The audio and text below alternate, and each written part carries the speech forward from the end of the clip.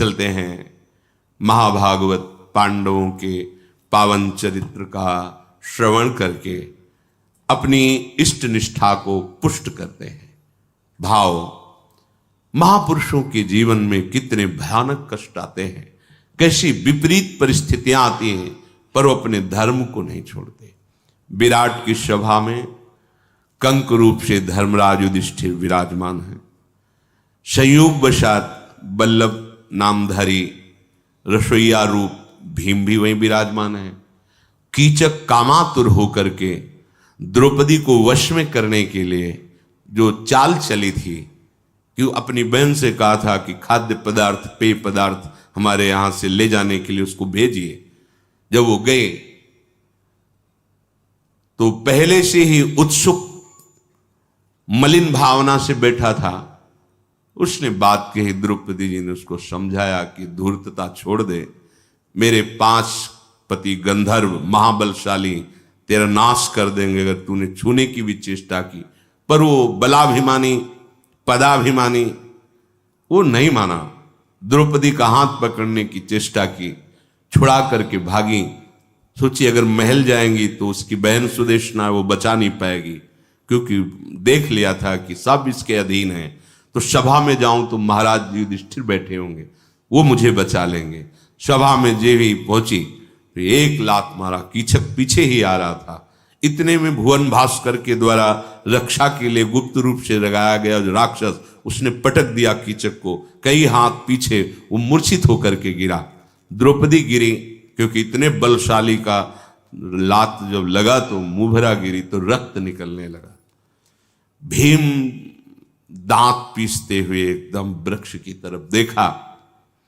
आलोक यश किम वृक्षम शूद दारु कृतेन वै यदि ते दारुभी कृत्यम बहिर्वृक्षान निग्रहताम। युधिष्ठिर जी ने देखा ये अभी आतंक मचा देंगे, पकड़ा ऐसे का, दबाया शांत और कहा, ए रसोइये, सभा में बैठकर जिस तुम वृक्ष को देख रहे हो, क्या तुम्हें सूखी लकड़ी चाहिए रसोई के लिए? सिद्धांत समझो, यस्य चादृश्य वृक्षस्य शीतच्छायाम समाश्रयेत न तस्य पर्णम द्रुहेत पूर्ववृत्त मनुस्मरण। जिस वृक्ष की छाया में थोड़ा भी समय व्यतीत किया जाए उस वृक्ष को कभी हानि नहीं पहुंचानी चाहिए, ये धर्म कहता है। इसका एक पत्ता भी नष्ट नहीं होना चाहिए। उपदेश दे दिया कि हम विराट रूपी राजा के वृक्ष में सुखपूर्वक रह रहे हैं ज्ञातवास। ये उनका साला है, सेनापति है, अभी कुछ नहीं। तुम्हें लकड़ी लेना है तो बाहर ये 1 वर्ष पूरा हो जाए, इसके बाद शांत रहो। भीमसेन अपने ओंठों को चबाते हुए शांत होकर के बैठे कि अगर कुछ भी हुआ तो सब जान जाएंगे। फिर 12 वर्ष का वनवास, 1 वर्ष का अज्ञातवास। द्रौपदी की आंखों में क्रोध था, आंसू थे। बहुत दीन हृदय से होकर युधिष्ठिर की तरफ देखा और बोल रही विराट से, देख रही युधिष्ठिर को, क्योंकि पास में ही बैठे हैं। जो स्वभाव से राजा अपने प्रजाजनों की रक्षा नहीं करता है, धर्म का और सत्य का पालन नहीं करता है, वो राजा नष्ट हो जाता है।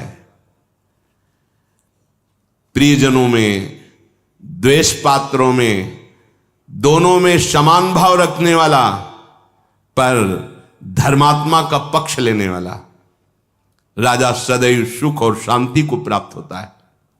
राजन, आप धर्म के आसन पर बैठे हैं, देखा आपने मुझ निरपराध अबला को इसने लात मारी, मैंने क्या अपराध किया?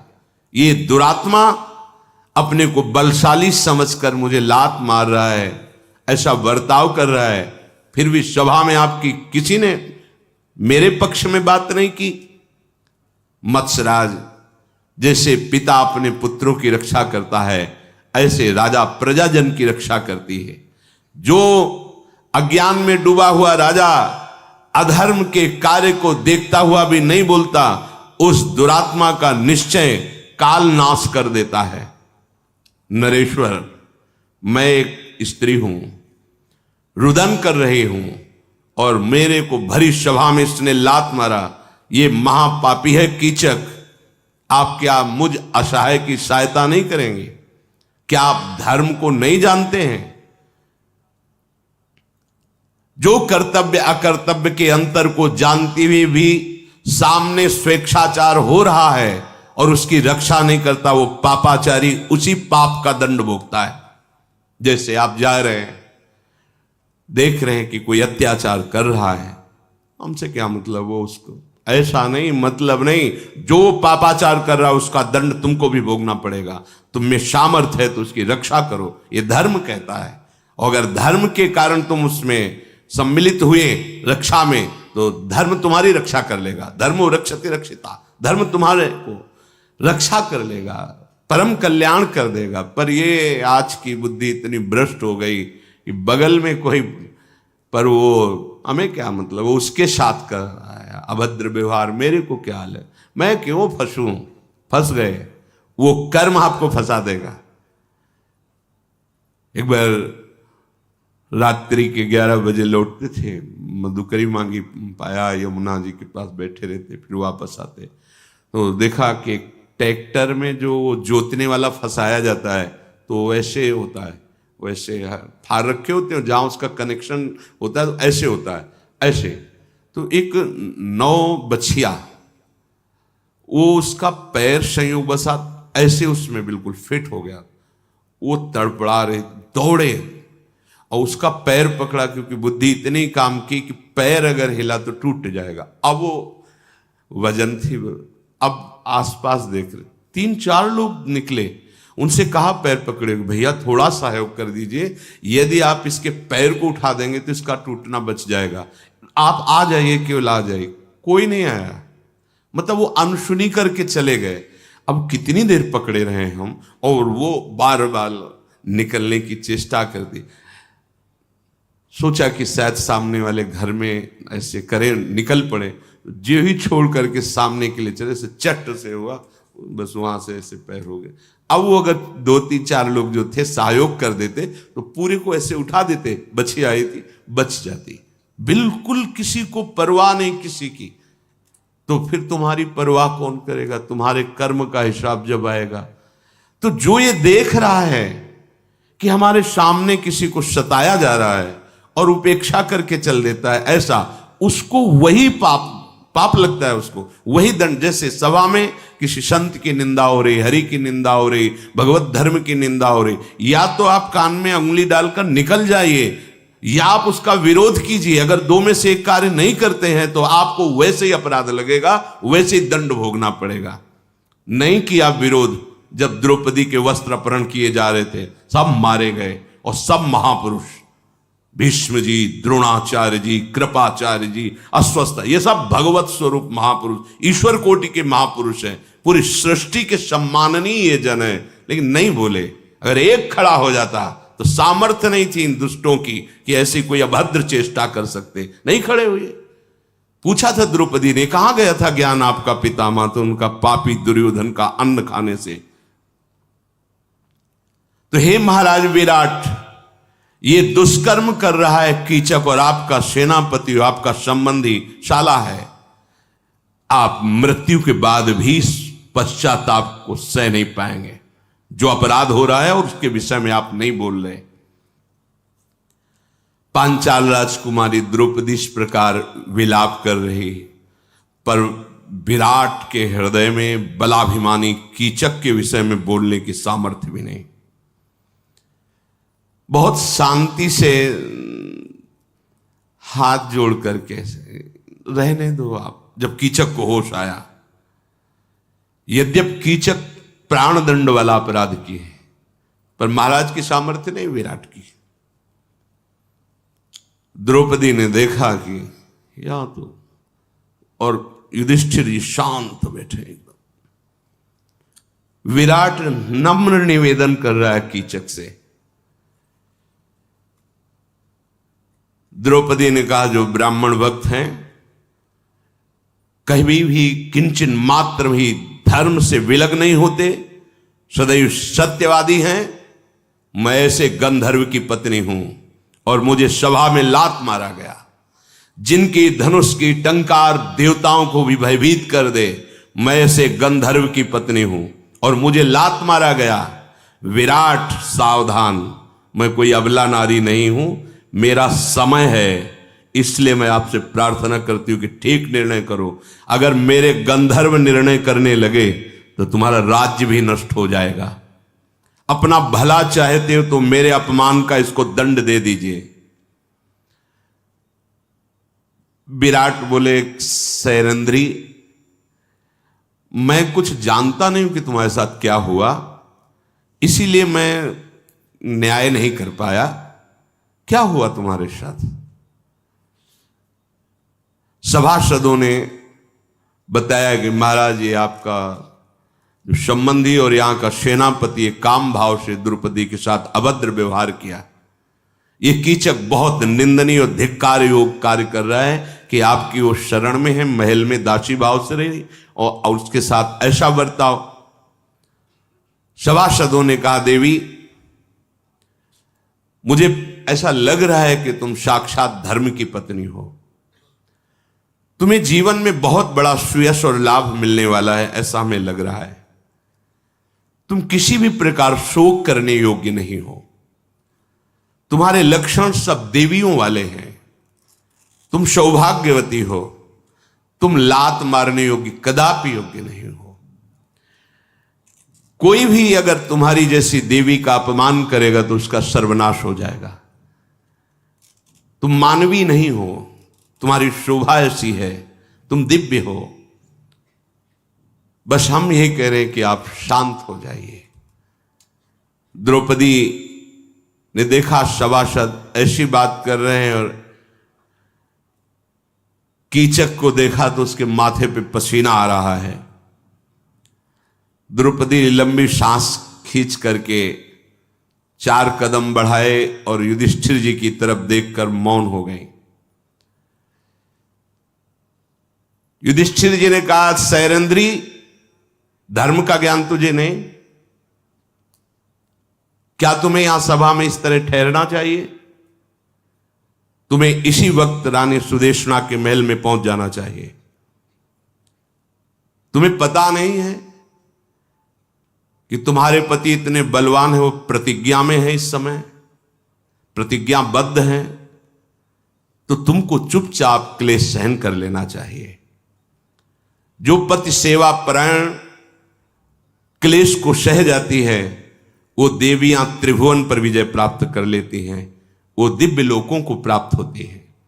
मैं अनुमान से कह रहा हूं कि तुम्हारे पति इतने बलशाली हैं, अगर वो क्रोध कर लें तो त्रिभुवन में कोई उनके सामने नहीं ठहर सकता। पर वो नहीं आ रहे, तो इसका कारण भी तुम्हें समझना चाहिए। तुम संकेत को समझने वाली सैरंध्री प्रवीण दिखाई दे रही हो, इसलिए तुम इस बात को समझो और अपने पतियों को मत कोसो, क्योंकि वो गंधर्व किसी प्रतिज्ञा में बद्ध होंगे, नहीं तो अब तक तो हो जाता खेल। तुम्हारे लिए सबसे बड़ा धर्म है कि तुम अनन्य भाव से अपने पतियों के आश्रित होकर उनकी प्रतिज्ञा को समझो।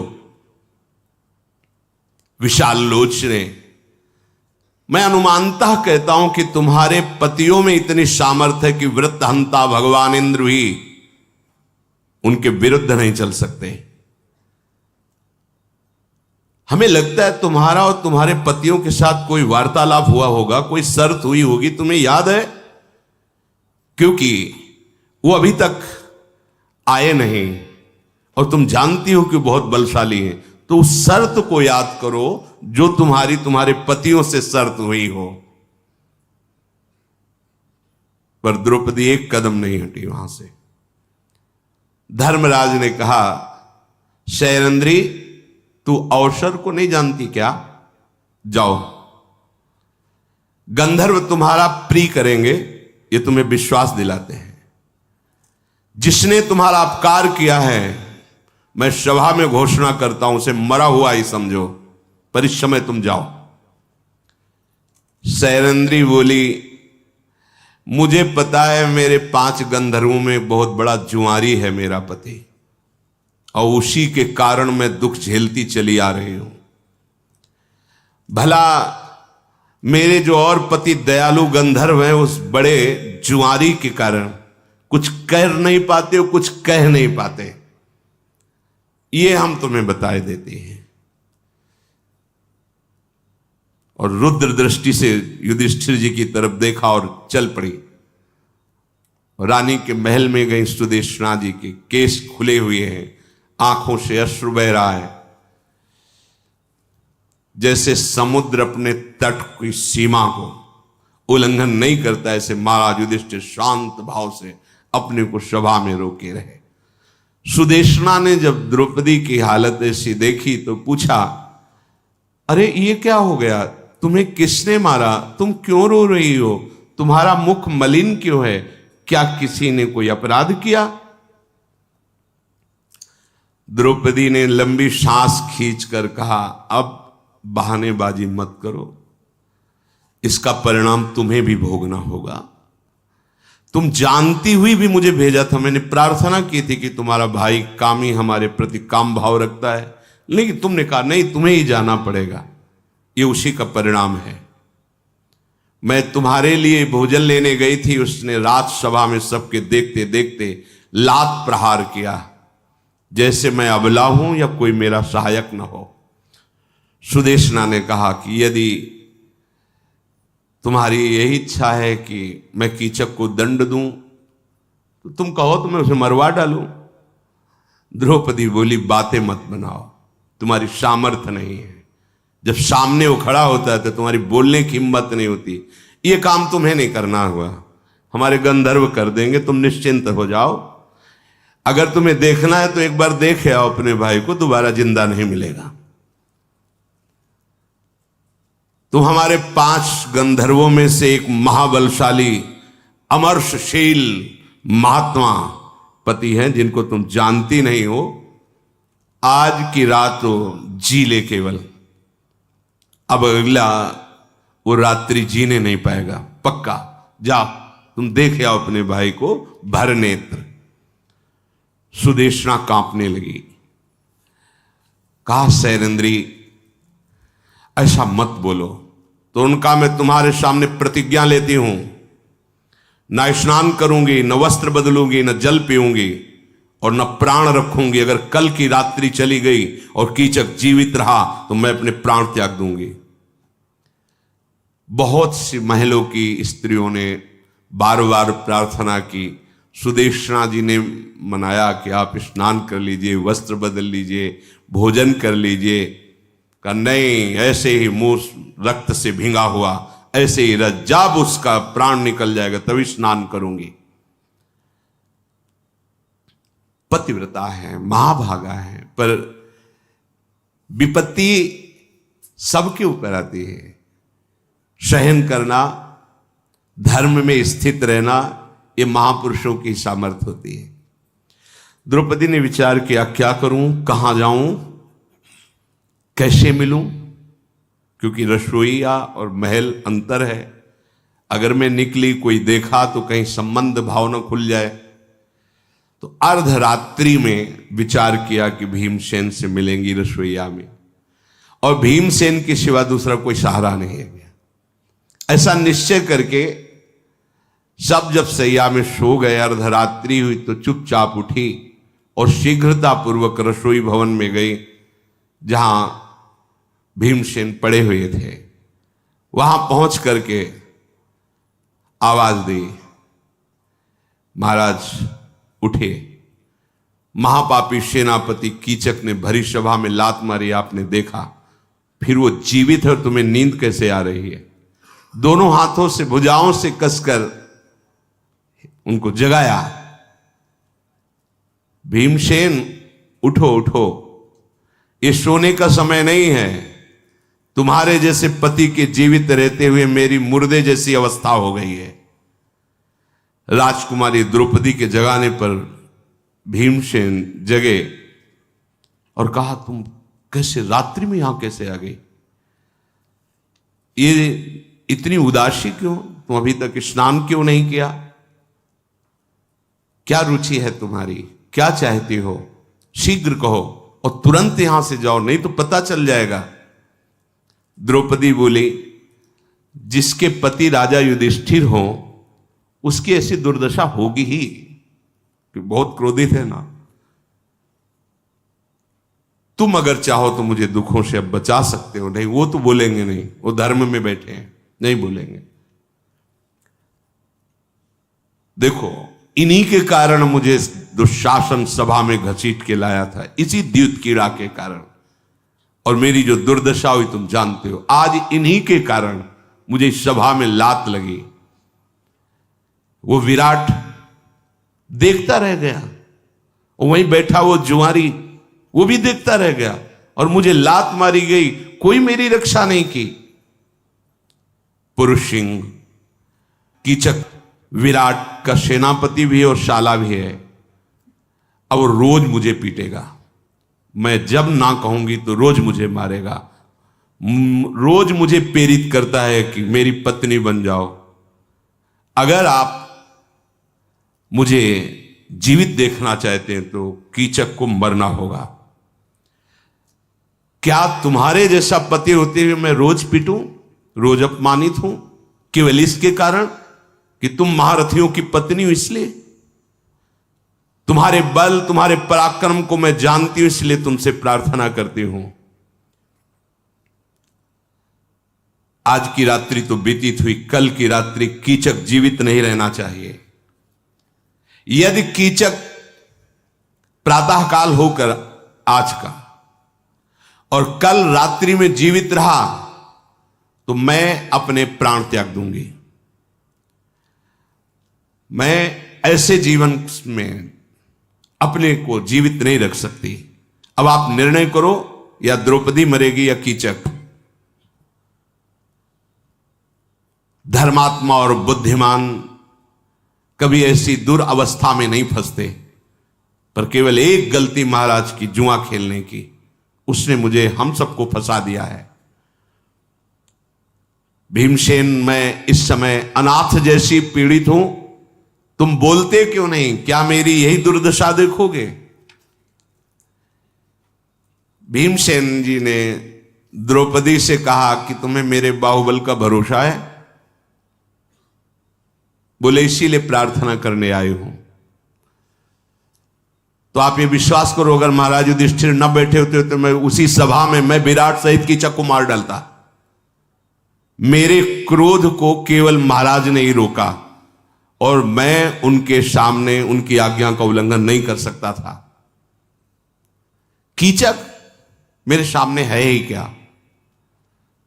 बोलो क्या चाहती हो, कैसे मारूं उसको? बस धर्मराज तक की बात नहीं पहुंचनी चाहिए हमारे और आपके बीच। अगर उनकी आज्ञा हो गई तो फिर मैं कुछ नहीं कर पाऊंगा। या तो मात्र 13 दिन रह गए हैं, चुप हो जाओ।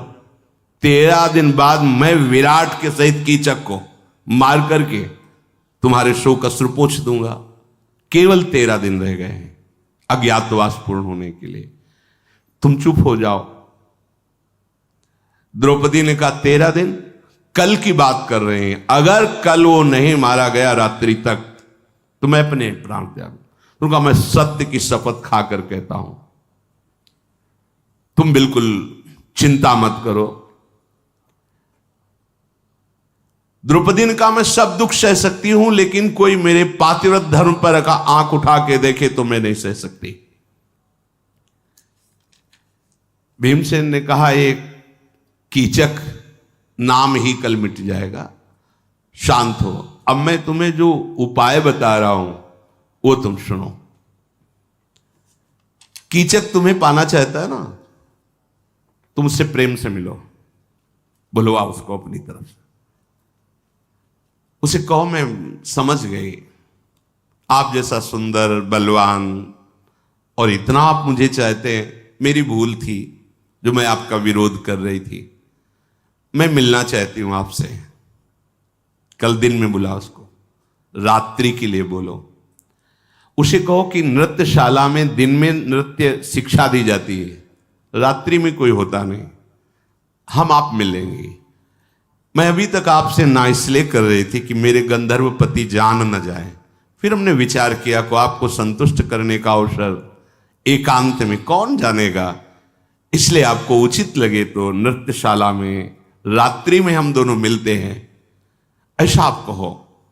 और तुम वहां रहना, अंधेरा होगा ही, तुम छुप कर आवाज देती रहना, आइए महाराज स्वागत है आपका। और वहां जिस पलंग पर, जिस आसन पर बैठकर नृत्य की शिक्षाएं दी जाती है, उसी पर हम होंगे।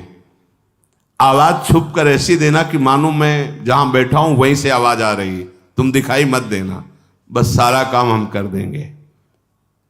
इस प्रकार बातचीत करके द्रौपदी जी महल में चली आई। रात बीती, सवेरा हुआ। द्रौपदी ने किसी अपनी जो दासियों में निज, उनसे कहा कि तुम कीचक को बोलो कि सैरेंद्री तुमसे मिलना चाहती है एकांत में। कीचक ने जे ही सुना तो उसको तो अरे नाच पड़ा उल्लास से, मिलना चाहती, मतलब एक लात में समझ में आ गया उसके। भागता हुआ आया, एकांत में द्रौपदी जी मिली और कहा कि जब आपने सभा में लात मारा तो मैं समझ गई कि आप बहुत बलशाली हैं, आपसे विरोध करने से मैं बचूंगी नहीं। तो हमने भी सोच लिया है कि बस मेरे पति जो गंधर्व है वो न जान पावे, और आप इतने समर्थ हैं तो आपका विरोध मैं कर नहीं सकती। विराट तो केवल नाम मात्र का राजा है, मैंने देखा बल तो आपका ही है। कीचक आनंदित हो गया, अब तुम जान गई मेरे को, तो आज से मैं तुम्हारा दास और विराट नगर तुम्हारे अधीन, कोई कुछ नहीं बोले। और छोड़ो ये दासी का वेश और जो सुंदर सुंदर पोशाक आभूषण को, द्रौपदी का दिखावा नहीं, गंधर्व जान जाएंगे। हम दिखावा नहीं चाहती, पर मिलना चाहती हैं आपसे। ये बात आप और मैं, बस दूसरा नहीं जानना चाहिए कि आपको वहां बुलाया गया है जहां नृत्य शिक्षा दी जाती है, और मैं मिलना चाहिए। ये केवल हम और आप। कीचक ने कहा कोई सांस भी नहीं जानेगा, सांस भी नहीं लेंगे, कोई नहीं जानेगा। अरे आपने आज तो मुझे खुश कर दिया, मैं प्रतिज्ञा करता हूं ये बात कभी कोई नहीं जानेगा, और आज से तुम मुझे अपना दास समझो, अधीन समझो, जो आदेश करोगे उसका पालन करेंगे। सैरेंद्री ने कहा बहुत सुंदर। कीचक ने कहा अब मैं जा रहा हूं, बड़े उल्लसित होकर भोजन पाऊंगा, और शाम होते ही मैं वहां संगीत भवन में पहुंच जाऊंगा। द्रौपदी ने मुस्कुरा कर कहा ठीक है। अब तो कीचक बड़ी प्रसन्नता से गया, जाकर के अपना श्रृंगार, खान पान। द्रौपदी जी ने समय निकाला, भीम के पास पहुंची, बोले काम पूरा हो गया, आएगा। भीम ने कहा बस चुपचाप तुम निकलो, जल्दी जाओ, कोई देख ना पावे। द्रौपदी जी वही अपना भेष, वैसे ही बाल खुले हुए। द्रौपदी जी ने कहा तुम नृत्य गृह में पहुंचो, ऐसी गुप्त जगह चयन करो जहां से हम बैठे, जिस उस एक तखत पड़ा था, पलंग पड़ा था, जिसमें बैठकर वो नृत्य संगीत आदि की शिक्षा देते थे अर्जुन, जो बृहन्नला बने हुए थे। उसमें राजासन तो बिछा ही रहता था, उसमें हम होंगे। एक वस्त्र ला के दे दो, तो ऐसे साड़ी ओढ़ करके ऐसे बैठ गए, दीवाल की तरफ मुंह करके। आवाज तुम देना, जाओ पहले छुपो जाके, तुम्हारा कल्याण हो, डरना मत। तुम्हारा स्वागत हो, पहला शब्द ये बोलना। दूसरा, मैं तुम्हें सदैव प्रिय संवाद से संतुष्ट करूंगी, आओ। पर कोई सहायक तुम्हारे साथ तो नहीं है। जब वो कह दे नहीं, तो आओ, मैं मिलन की इच्छा से बहुत व्याकुल हो रही हूं, मैं इस आसन पे बैठे, मुझे देख पा रहे हो, ऐसा बोलना। तुम इतने शब्द बोलना।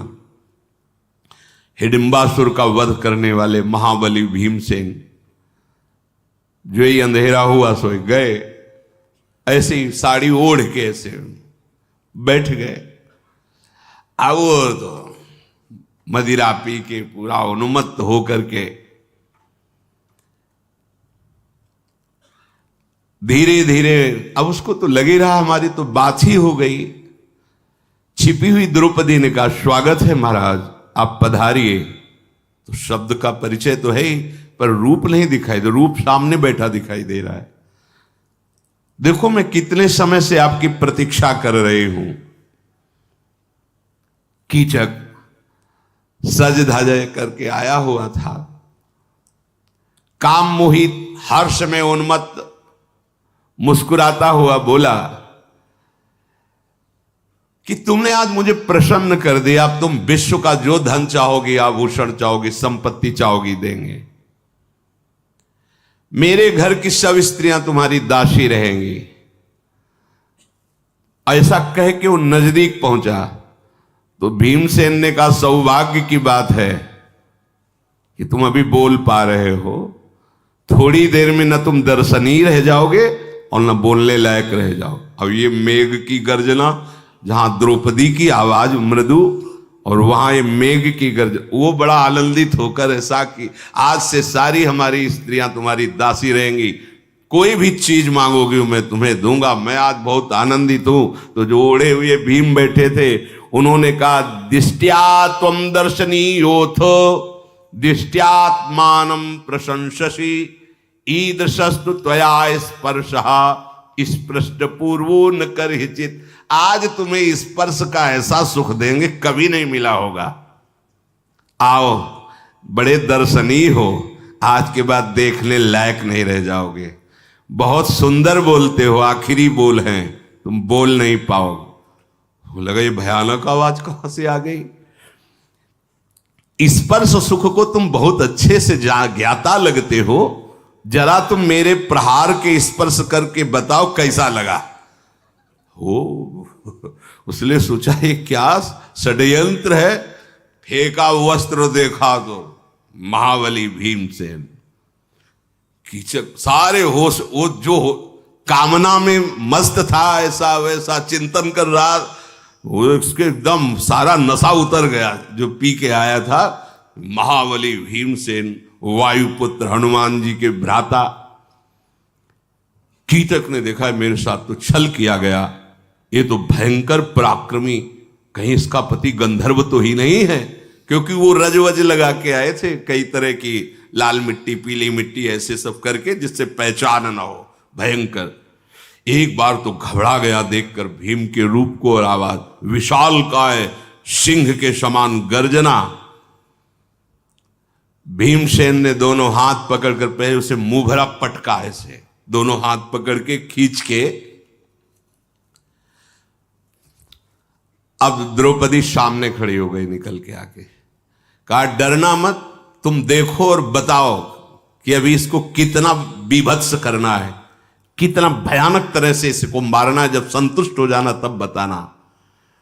पराक्रमी भीमसेन ने उसके पुष्पों से सजे हुए हार वगैरह सब खींच के तोड़े और बाल पकड़ा उसका और घसीट करके अपने पैर के टिहुने से, गांठ से रख करके पीड़ा प्रहार करना।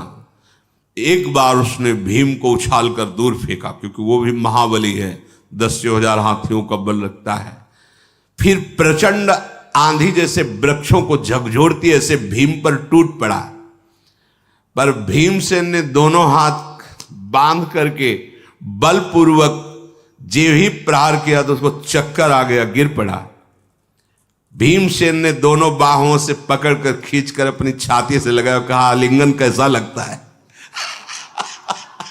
अब आलिंगन कैसा लगा, क्योंकि जैसे फांसी ऐसे उसके कस को, अब वो आवाज नहीं निकल रही, फटी सी आवाज, जैसे फटा नगाड़ा बोले ऐसे उसकी आवाज आ रही है। भीमसेन और खींचकर उसको कस के बांध रहे हैं।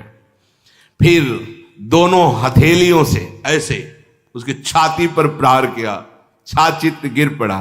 भीम कूद करके उसकी छाती पे बैठ गए और बोले, कहो अब हमारा समागम कैसा लग रहा है तुमको। द्रौपदी से कहा बताते जाना इसकी क्या क्या कैसे कैसे अंग भंग करे जिससे तुम्हें शांति होगी। भीमसेन ने देखा कि वो मूर्छित होकर छाचित पड़ा हुआ है प्रहार से। 2 घड़ी तक छाती में बैठे 48 मिनट। होश में आवे पहले ना, क्योंकि होश में आने पर फिर पिटाई करेंगे।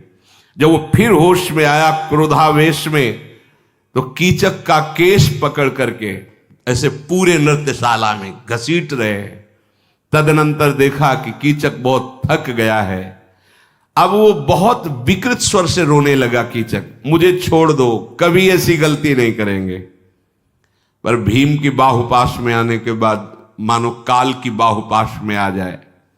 द्रौपदी जी ने क्रोध से कहा बिल्कुल मत छोड़ना, इस दुष्ट को ऐसा मारो कि आज तक किसी ने मारा ही ना हो ऐसा। इसके अंग भंग नहीं होने चाहिए। ऐसे स्वभाव में, ऐसी स्थिति में इसको पहुंचा दो कि ऐसा किसी ने लाश देखी ही ना हो, ऐसा इसको मारो। जब विराट देखें तो उनकी पिंडलियां कांप जाएं, और जब कोई नगरवासी देखे तो ये विश्वास हो जाए कि ये किसी गंधर्व का ही कार्य है, ऐसा इसे मारो। भीमसेन क्रोध में भर करके कीचक के ऊपर तो बैठे ही थे, जैसे देवाधिदेव महादेव भगवान शंकर ने गयासुर के सब अंगों को उन्हीं अंगों में समा दिया, ऐसा करने लगे। धर के पैर मारा ऐसे, पैर को तो ऐसे सब हड्डियां टूटकर समिट गई, पैर घुस गए पेट में, दोनों पैरों को ऐसे, फिर दोनों हाथों को, फिर घूंसे से प्रहार किया तो खोपड़ी धस गई और वो एक पिंड जैसा दिखाई देने लगा। मथ डाला उसे ऐसे मार करके, और कहा पांचाली नजदीक आओ, अब कैसा लग रहा है? अच्छा लग रहा है देखने में। भीम ने कहा देखो देखो, अब इस कामी की शकल तुम्हारे को पहचान में आ रही है। भयंकर पराक्रमी भीमसेन ने उस दुरात्मा की लाश को ऐसी भयानक बना दी, ऐसे पैर अंदर, हाथ अंदर, खोपड़ी अंदर। अच्छा, फिर कहा कि पांचाली अब देखो ये दुष्ट इस दशा को प्राप्त हो गया, तुम संतुष्ट हो ना? द्रौपदी ने कहा कि अब हृदय शीतल हुआ, अच्छा लगा। ऐसे पापियों को ऐसा ही दंड मिलना चाहिए, जो पराई स्त्री के प्रति कामोन्मत्त होकर ऐसी चेष्टा करता है, उसको ऐसी दुर्दशा प्राप्त होनी चाहिए। नृत्यशाला के रक्षक प्रधान गेट में थे, ये फांद के आए थे, और द्रौपदी गेट से आई थी। सैरंद्री थी इसलिए कोई रोका नहीं, ये तो फांद के निकल गए, तो द्रौपदी को गेट से ही जाना था। द्रौपदी जी जब गई तो पार्षदों ने पूछा, कुछ शोरगुल सुनाई दे रहा था अंदर। बोले हाँ, तुम्हारा जो सेनापति है मार दिया गया है, मेरे प्रति काम भाव कर रहा था, सभा में लात मारी, तुमने सुना था? बोले जी। तो बोले बताया था कि मेरे 5 पति गंधर्व हैं, उनमें से एक पति गंधर्व ने उसको मार दिया है, जाओ अपने महाराज को सूचना दो, बता दो। जाके उन्होंने ये दशा देखी कि वो ऐसे जैसे कछुआ नहीं अपने सब अंग समेट लेता है, ऐसे पूरा धसा हुआ वो पड़ा, कांप गए, क्योंकि इतना महाबली, खून खून से लथपथ, ऐसा विकृत रूप, भाग करके गए और विराट से कहा कि महाराज सैरंद्री के पति गंधर्व ने मार डाला तुम्हारे सेनापति कीचक को। उनके तो ओठ, युधिष्ठिर समझ गए कि ये गड़बड़ कर दे, भीमसेन ने ही किया होगा, और कहीं ये बात अगर हस्तिनापुर पहुंच गई तो फिर बड़ा मुश्किल पड़ जाएगा, क्योंकि अब 12 दिन रह गए। 13 दिन थे जब कीचक ने लात मारी थी, अब 12 दिन रह गए, एक दिन में ही तो मार डाला गया। अगर 12 दिन तक ये देश विदेशों में सूचना पहुंच गई और जान गए मुझे, तो फिर 12 वर्ष का वनवास, 1 वर्ष का अज्ञातवास। बहुत कीचक के वध की बात सुनकर के युधिष्ठिर जी बड़े उदास हैं। विराट के तो थोड़ी थोड़ी देर में पानी मांग रहे हैं, क्योंकि उनको ये लग रहा है कि गंधर्व है उनके पति, और ऐसा मारा तो मैंने भी निर्णय ठीक नहीं किया, तो कहीं मेरे ऊपर ना बन पड़े। जाके देखा तो सारे शरीर के अंग उनके घुसे हुए अंगों में सब भयभीत हो गए। जितनी भी सेना 100 भाई कीचक के थे वो भी भाग करके आए। उसे तो 106 कीचक को लगा कि 106 थे। कीचक का दाह संस्कार करने की इच्छा से वो वहां उनके शरीर को देखा तो सब भयभीत हो गए। और उस समय जो प्रधान और कीचक थे उन्होंने कहा मेरे भैया की आखिरी इच्छा थी ये शैरेंद्री, विराट से एक आदेश करो मैं अपने भाई की अंतिम इच्छा पूर्ति करूं। 100 में द्रौपदी को बांध के ले जाएंगे और आग लगा देंगे, तो कम से कम जिंदा नहीं मिल पाए तो मरने के बाद तो मिल लेंगे। विराट ने आदेश कर दिया। मतलब अब युधिष्ठिर जी पास ही खड़े हो कह रहे और मरेंगे ये सब हम बचाना चाहते और मरेंगे सब। बांध दिया द्रौपदी जी को, जबरदस्ती द्रौपदी को लाए। और वो जो शव यात्रा में होता है ना जिसपे शव रखकर, उसी पे द्रौपदी को कीचक के ऊपर रख करके बांध दिया। वह जला राज आज्ञा कौन बोले, पर प्रजा को बड़ा दुख हो रहा है। ऐसा नहीं होना चाहिए, पहले बेचारी के साथ ऐसा हुआ तो अब तो ऐसा नहीं होना चाहिए। द्रौपदी जी विचार किया कि क्या करें। देखा कि जो रास्ता है वो रसोई के पास से ही, तो ऊपर बंदे बंदे आवाज की, ध्यान से सुनना, मेरा दाह संस्कार इस पापी कीचक के साथ करने के लिए उसके और भाई जो कीचक और विराट ने आज्ञा भी कर दी, हो कोई तो इस नगर में मेरी रक्षा करे।